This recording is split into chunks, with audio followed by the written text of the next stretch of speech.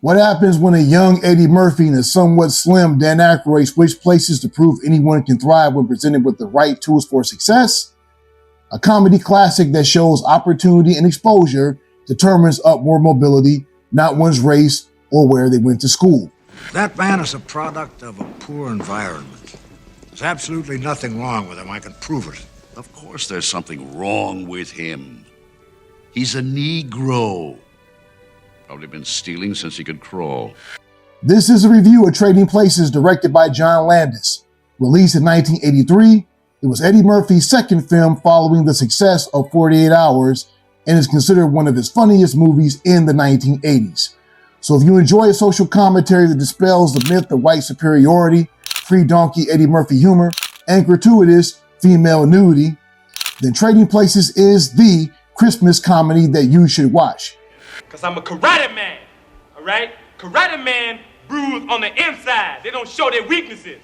But you don't know that because you're a big Barry White looking Now get off my back, all right? So grab some eggnog, make your Forex trades, and take a seat as we review this classic, Trading Places. This is the movie Insurrectionist.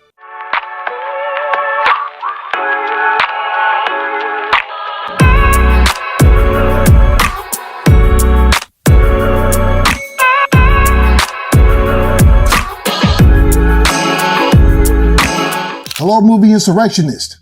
Welcome to our channel and thank you for watching this review. I am Rashad, your host.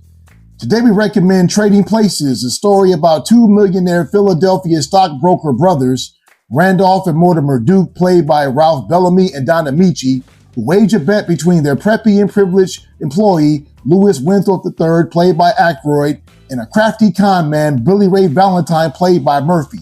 This is my retro review for the week. And if you haven't seen it, there are spoilers. In a routine morning, Winthrop bumps into Valentine and accuses him of robbery. Valentine gets arrested and is sized up by Randolph Duke, who assesses that he's just as capable of running their company as their protege, Winthrop. Valentine gets bailed out of jail by the Duke brothers and they set him up in Winthrop's house, which they own. Meanwhile, the Dukes hire a man named Clarence Beeks, played by Paul Gleason, to frame Winthrop for embezzlement. He's arrested and the cops treat Winthrop like black criminals after Beeks bribes the lead officer to do so. Winthrop gets put through the system in a manner that's typically reserved for us. He's forced to strip off his clothes, gets his civil rights violated, is denied a phone call, and even beaten to a pulp while awaiting bail. At the same time, Valentine gets to live as a rich person. He throws a wild party at his place to Sylvester's Do You Want a Funk that everyone, including Coleman, his butler, enjoys. However, he realizes he doesn't want that type of attention and ends the party early. Throughout the movie, the two protagonists live versions of the other's life. Billy Ray gets to show his employers that he's an intelligent man that can perform the jobs that he's been assigned.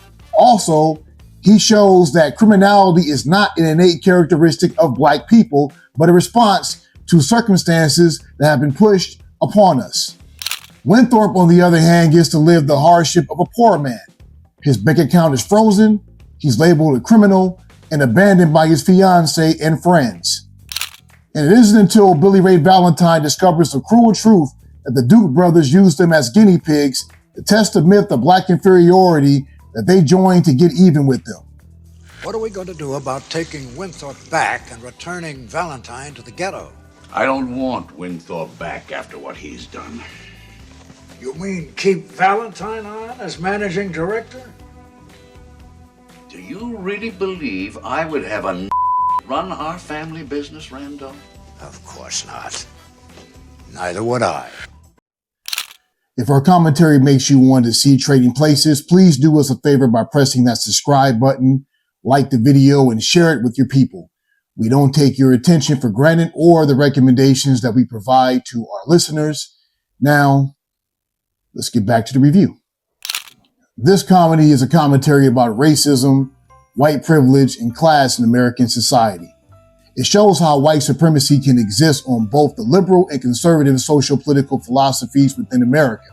How the white liberal and conservative are literally brothers of each other.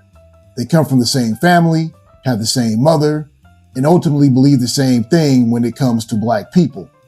That belief is that we're white, we should be in charge, and although the Negro isn't innately inferior, I still want him steps behind us.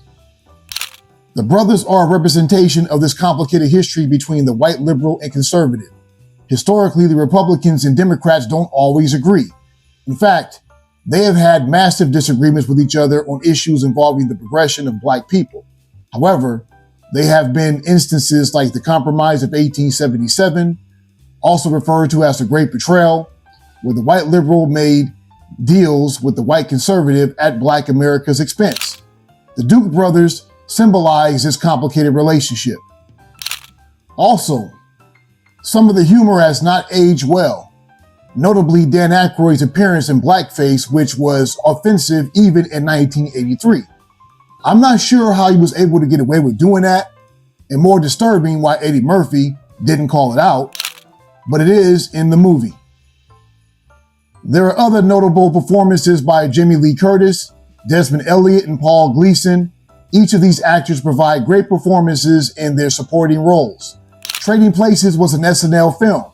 It had two of SNL's top alum in Murphy and Aykroyd, and it was a crowd pleaser, grossing $70 million at the box office. I give Trading Places 4 out of 5 stars and a thumbs up. Thank you for joining us as the Movie Insurrectionist. If you enjoyed this review and it made you interested in watching this movie, please do us a favor by pressing the subscribe button, like the video, share it, and follow us on TikTok and X. And remember, the theatrical release will never be televised. Take care.